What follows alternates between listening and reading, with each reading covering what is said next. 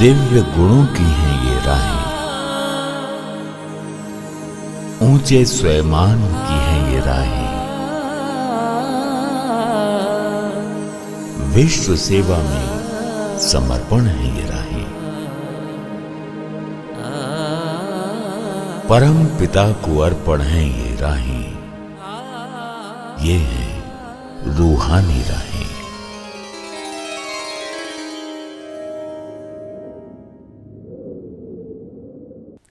नमस्कार, ओम शांति। रूहानी राहें इस रूहानी कार्यक्रम की रूहानी राहों पर आपका हृदय से स्वागत है।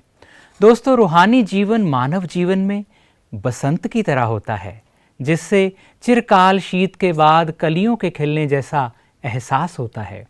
और ऐसे रूहानी जीवन को जीने वाले मानव का जीवन भी बसंत के आगमन के जैसा होता है। उसके साथ शील, स्नेह और तप देता है। उनका सानिध्य उल्लास से भर देता है।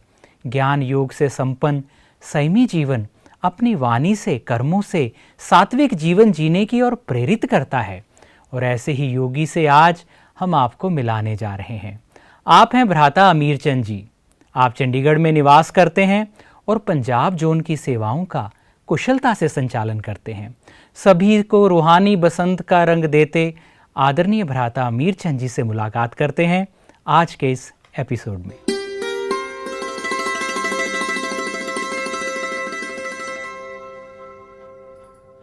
ब्रह्मा कुमार अमीर चंद भाई जी, आपका जन्म 1939 में पाकिस्तान में हुआ।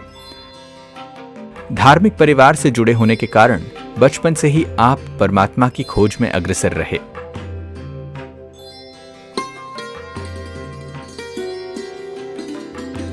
हरियाणा के करनाल में सन 1958 में आप ब्रह्मा कुमारी ईश्वरीय विश्वविद्यालय के संपर्क में आए। सेवा केंद्र के शांत वायुमंडल और ब्रह्मा कुमारी बहनों के योगी पवित्र जीवन की आपके मन पर गहरी छाप पड़ी। पार्टीशन के बाद भारत में आने के बाद हम लोग परिवार हमारा जालंधर में सेटल हो गया। और इस विद्यालय से, ईश्वरीय विश्वविद्यालय से जुड़ने से पहले मेरा जीवन वैल्यूज़ के ऊपर मेरा बहुत ज़्यादा अटेंशन हुआ करता था। सच्चाई मुझे बहुत ज़्यादा पसंद थी और धार्मिक निष्ठा भी, ईश्वर में मेरा विश्वास बहुत दृढ़ था। और जो भी मैं कार्य करता था लौकिक में भी, परिवार में चाहे मैं पढ़ता था, तो मेरा ध्यान ईश्वर की तरफ बहुत रहा करता था। मगर एक बात जो मुझे कभी कभी मन में आती थी, वो ये आता था कि लोग ईश्वर में विश्वास रखते हैं, भक्ति करते हैं, उपवास रखते हैं, मैं भी करता था, मगर वो है कौन? ईश्वर का सत्य परिचय क्या है? इस बारे में मेरे मन में बहुत ही उत्कंठा बनी रहती थी। और मैं कई बार कईयों से पूछता भी रहता था कि आखिर में भगवान है कौन, उसका सत्य स्वरूप क्या है?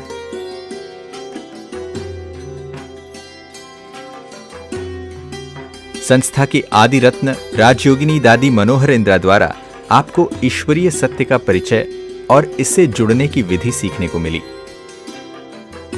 संस्था द्वारा सिखाई जा रही मानसिक शुद्धता व पवित्रता की बात ने आपको बहुत प्रभावित किया। जब मैं उन दिनों करनाल हरियाणा में था, तो मेरे पास एक भाई आया और उसने मुझे ये कहा कि यहाँ पर देवियाँ आई हैं और बहुत अच्छी अच्छी बातें सुनाती हैं। इसलिए उन्होंने मुझे, वो मेरे निमित्त बने और मुझे इस ईश्वरीय विश्वविद्यालय में लेकर के आए। मैं जहाँ तक समझता हूँ कि सबसे पहले जो मैं जब इस विद्यालय में पहले दिन आया और वहाँ के वातावरण को देखा, तो पहला थॉट, संकल्प मुझे यही आया कि ये वो स्थान है जिसको मैं ढूंढ रहा हूँ। और जो मेरे संकल्प है, मेरे विचार हैं, मेरी इच्छाएं हैं, वो मुझे यहाँ मेरा सब पूरा होने वाला है। ये थॉट मुझे पहले दिन ही आया। मुझे बाद में जो हमारी उस समय की वहाँ पर संचालिका थी, दादी मनोहर इंदिरा दादी जी, जिनको हम कहते हैं, जो बाद में यहाँ माउंट आबू में आकर के और ज्ञान सरोवर की भी अध्यक्षा बनी थी।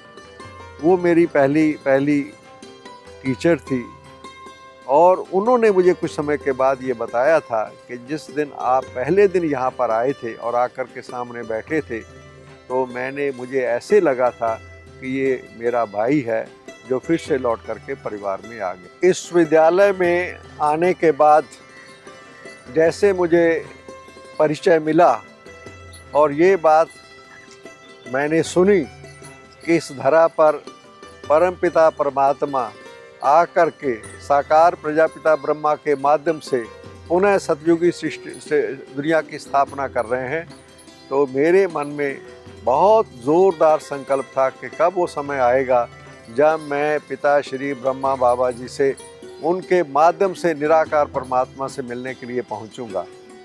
और वो शुभ घड़ी आ गई। मई 1959 में पहली बार मेरा माउंट आबू में पिता श्री ब्रह्मा बाबा के माध्यम से निराकार परमपिता परमात्मा शिव से मिलने का मौका मिला। मेरे रोमांच खड़े हो जाते हैं वो सीन जब मेरी नज़रों के सामने आता है कि मैं पिता श्री ब्रह्मा बाबा के सामने, हम लोग 3-4 भाई बहनें करनाल से आए थे, और जब उनके सामने हम बैठे पिता श्री ब्रह्मा बाबा के सामने और बाबा की नज़रों में देखा तो था जैसे कि प्यार का सागर उमड़ रहा है, जैसे कोई बाप के संकल्प आ रहा है कि आओ बच्चे आप आ गए, बिछड़े हुए मेरे बच्चे आ गए। ऐसा जैसे बाबा ने दृष्टि दी और 1 मिनट भी नहीं जो मैं अपने आप को कंट्रोल कर पाऊँ, और मैं अपनी जहाँ मैं बैठा हुआ था मुझे पता नहीं लगा, मैं उठा और पिता श्री ब्रह्मा बाबा के गोद में उनसे मिलने के लिए उनके पास पहुंच गया, गले मिला, और मुझे ऐसे लगा जैसे मेरी जन्म जन्मांतर की वो संकल्प था मिलने का ईश्वर पिता से, वो पूरा हो गया। आप 1959 में पहली बार मुख्यालय माउंट आबू आए और संस्था के संस्थापक और परमात्मा शिव के साकार माध्यम पिताश्री ब्रह्मा बाबा से मिलकर आपको सच्चे रूहानी प्यार और अपनेपन की अनुभूति हुई, जिससे आपने निश्चय कर लिया कि मुझे अपना शेष जीवन ईश्वरीय कार्य में लोगों की सेवार्थ लगाना है। मेरे निश्चय और विश्वास में दृढ़ हो गया कि ये कार्य स्वयं परमपिता परमात्मा साकार प्रजापिता ब्रह्मा के माध्यम से कर रहे हैं, और माउंट आबू में पिता श्री ब्रह्मा बाबा का निवास स्थान है। वहाँ पर पिता श्री ब्रह्मा बाबा रहते हैं और उनके द्वारा शिव बाबा आकर के ये ज्ञान की मुरली वाणी सुनाते हैं। तो स्वाभाविक है कि जब ये बात समाचार अंदर सुनता है व्यक्ति, तो बहुत बड़ी बात है। ये कहने में तो बहुत छोटी सी लगती है कि निराकार परमपिता परमात्मा जो सर्वात्माओं का रूहानी पिता है, वो पुनः आकर के सतयुगी नई दैवी सृष्टि की स्थापना कर रहे हैं। तो स्वाभाविक है कि एक तीव्र इच्छा पैदा होती है कि क्यों ना हम जल्दी से जल्दी सन्मुख जा कर के हम वो अनुभव खुद करें और वो मिलन मनाएं, जिसे आत्मा का परमात्मा से मिलन कहते हैं, सुखद अनुभव। तो मेरे मन में भी इच्छा जागृत हुई। उस वक्त मैंने देखा कोई भी भाई बहन, छोटा बड़ा, उस वक्त 4-5 दिन के बाद उनकी ऐसी स्टेज मनोवृत्ति बन जाती थी कि कोई भी वहाँ से जाना नहीं चाहता था। इतना असीम प्यार, जो जितने दिन हम वहाँ रहते थे, बाबा की केयरिंग नेचर, इतनी विचित्र सारी चीज़ें हम लोग देखा करते थे रोज़ ही। कई दफ़ा बाबा रात को कमरों में चक्कर लगाने आ रहे हैं, बच्चों को कोई कठिनाई तो नहीं है, कभी किसी को भेज रहे हैं, कोई कहाँ छोटा मोटा मच्छर को तो नहीं किसी को तकलीफ़ है, जैसे कि हर बच्चे की केयरिंग।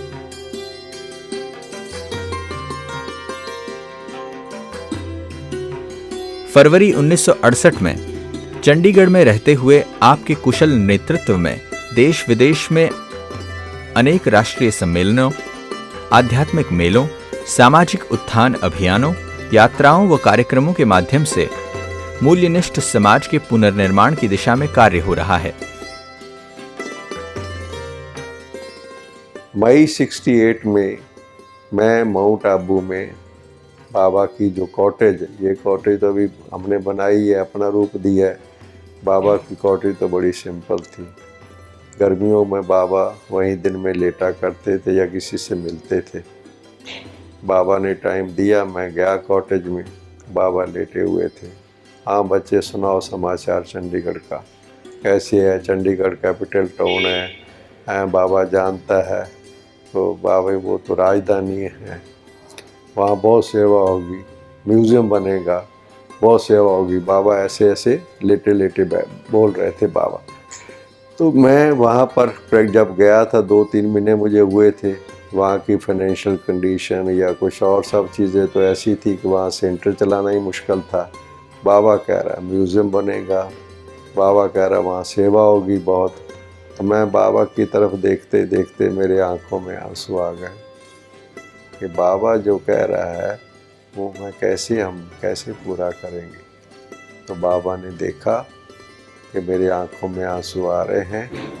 बाबा लेटे हुए थे, बाबा उठे और बाबा ने मुझे गले लगाया, फिर दृष्टि दी और मुझे कहा कौन कह रहा है, कौन कह रहा है? 2-3 बार बोला। तो मैंने कहा हाँ बाबा, मैं समझता हूँ कौन कह रहा है। बाबा सब प्रबंध करेगा, आप जाके अच्छा सा मकान देखो। वहाँ नज़दीक में ब्रिजबोन बच्चा है नंगल में, मैं उसको सब अभी लिख देता हूँ। मैंने कहा ठीक है। हम लोग वापस आ गए और हमने देखा कि ब्रिजबोन भाई के पास भी बाबा का पत्र चला गया। वो हमारे से पूछने लगे, चक्कर लगाने लगे। हम लोगों ने बिल्डिंग बदल ली, अच्छा मकान ले लिया। ये सिलसिला भी चल ही रहा था कि हमने वहाँ म्यूज़ियम बनाना है। लकड़ी भी ले ली गई, सारी तैयारी हो गई और 18 जनवरी को बाबा व्यक्त हो गए 69। ये 68 की बात है जो मैं सुना रहा। तब हम लोग, हमारे लिए ड्रामा की बहुत बड़ी बात थी, बहुत बड़ी, मगर वो जिसको उसको एक्सेप्ट किया हम सब ने, वो तो एक अलग कहानी है। उसके बाद दादियों की मीटिंग हुई, पहली मीटिंग, और उसमें कहा गया कि बाबा कह के गया कि चंडीगढ़ म्यूज़ियम बनेगा, इसलिए हम चंडीगढ़ म्यूज़ियम बनाएंगे। और दादी ने कहा उसका उद्घाटन करने मैं खुद आऊँगी।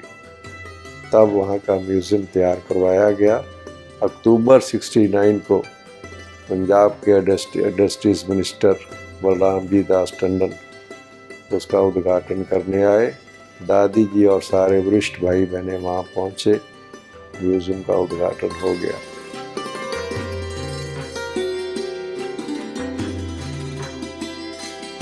तिरतालीस वर्ष की आयु में आप हरियाणा के वित्त विभाग में अकाउंट्स ऑफिसर के पद पर कार्यरत थे। तब आपने सरकारी नौकरी से स्वैच्छिक रिटायरमेंट ले ली ताकि आप अपना पूर्ण समय समाज को श्रेष्ठ बनाने के कार्य में लगा सकें।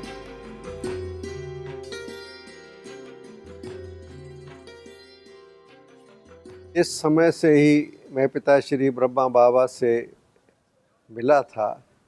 तब से एक ही संकल्प को, एक ही धुन को ये लगी रहती थी कि कैसे मेरा ये जीवन संपूर्ण रीति से समय और संकल्प मेरा इस ईश्वरी सेवा में लग जाए।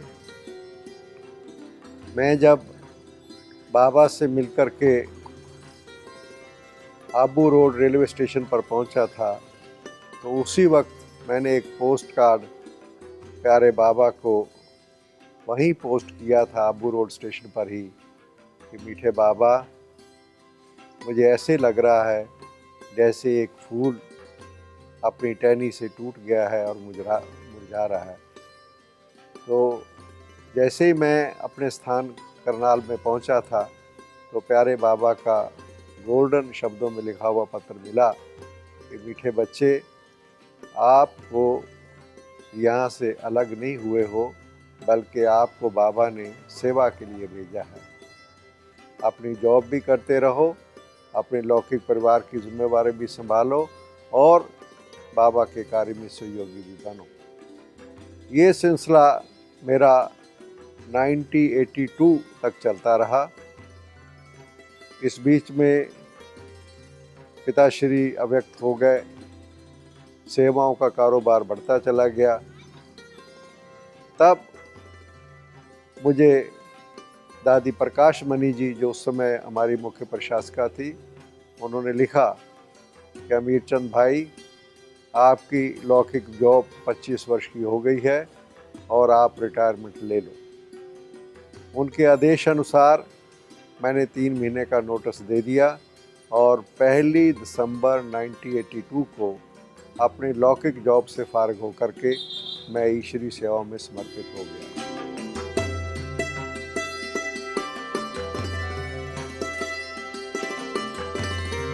England, France, Russia, Dubai, Malaysia, Singapore इत्यादि देशों में जाकर भी आपने भारत की प्राचीन राजयोग व आध्यात्मिक संस्कृति का संदेश विश्व के विभिन्न धर्मों, भाषाओं व संस्कृति के लोगों तक पहुंचाया है।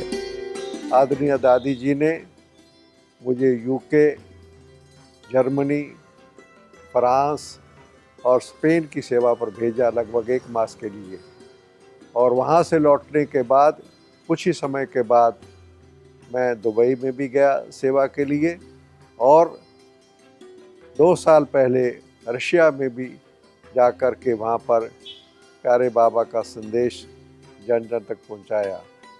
मुझे बहुत खुशी है कि जहाँ भी मुझे योग्य समझा जाता है और जहाँ का मुझे दिशा निर्देश मिलता है, आदेश मिलता है, मैं बहुत ही प्यार से और अपनी लगन से, मेरा यही संकल्प रहता है कि मैंने सबकी दुआओं का पात्र बनना है और सबकी दुआएं लेकर के मेरा जीवन आगे बढ़ रहा है। मैंने विदेशों में जाकर के देखा, कमाल की बात देखी मैंने कि कैसे वहाँ के भाई बहनों का मन में बाबा के लिए कितना प्यार है। मैंने देखा कि कैसे अव्यक्त बाप दादा देश विदेश में वहाँ के बच्चों की पालना करते हैं। जो सबसे बड़ा कमरा वहाँ पर था, बहुत ही अच्छी तरह से प्यार से उसको फर्निश भी किया हुआ था, और वो था बाबा का कमरा। और उन्होंने अपने लिए जो स्थान जहाँ पर वो रह रहे थे, भाई भी और बहनें भी, बहुत ही विचित्र सीन मैंने देखा कि जैसे 3 टायर ट्रेन में होता है, वो उसी ढंग से रहते थे। मगर उन्होंने बाबा के लिए और क्लास के लिए जो स्थान निश्चित किए हुए थे, वो बहुत बड़े थे। उनकी श्रद्धा और भावना देख कर के मैं दंग रह गया।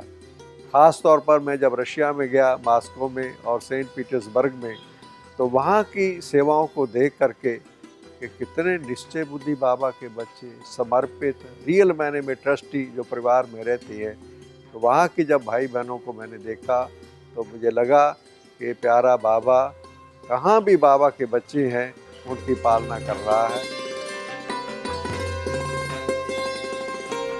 ब्रह्मा कुमार अमीर चंद भाई जी एक कुशल वक्ता, अनुभवी प्रशासक, सच्चे कर्मयोगी और नियम मर्यादाओं पर चलने वाले सिद्धांत प्रिय व्यक्ति हैं। भाई और बहनों से यही निवेदन करना चाहूँगा कि वह अपने विश्वास को अंदर एक बात ज़रूर लाएं कि परम पिता, ईश्वर पिता कौन है, उसके सत्य परिचय को प्राप्त करें। और दूसरी बात मैं ये ज़रूर कहना चाहूँगा कि समय को पहचानें। ये जो समय है, ये समय बहुत नाजुक है। आज का समय परिवर्तनशील है, युग बदल रहा है। ये पाप की दुनिया नहीं रहेगी और सतयुगी दुनिया पुनः आने वाली है। इसलिए मेरा भाई और बहनों से निवेदन है कि वो अपने जीवन में दिव्य गुण और शक्तियों का विकास करें, अपने को आने वाली श्रेष्ठ दुनिया के योग्य बनाएं और अपने साथ साथ अन्य आत्माओं को भी ऐसी पावन और श्रेष्ठ दुनिया में जाने के लिए प्रेरणा दें। चेहरे पर दिव्यता व कर्मों में कुशलता को लिए ब्रह्मा कुमार अमीर चंद भाई जी का आदर्श जीवन लोगों को सच्चाई, ईमानदारी की राह पर चलने की प्रेरणा देता है। आज आपने मुलाकात की रूहों को रूहानी सुकून देने वाले भ्राता अमीर चंद जी से और उनके बेहद अलौकिक और प्रतिभाशाली जीवन के बारे में जाना। भाइयों बहनों, आत्मिक स्नेह से सर्व के लिए कल्याण के भावों से भरा जीवन जीवन मुक्ति का अधिकारी होता है और ऐसा जीवन जीने वाले साक्षात दिव्य मूर्त होते हैं और बेहद खूबसूरत होते हैं और ऐसे दिव्य सुंदरता से सजे दिव्य मानवों को लाती रहेंगी आप तक रूहानी राहें। ओम शांति, नमस्कार।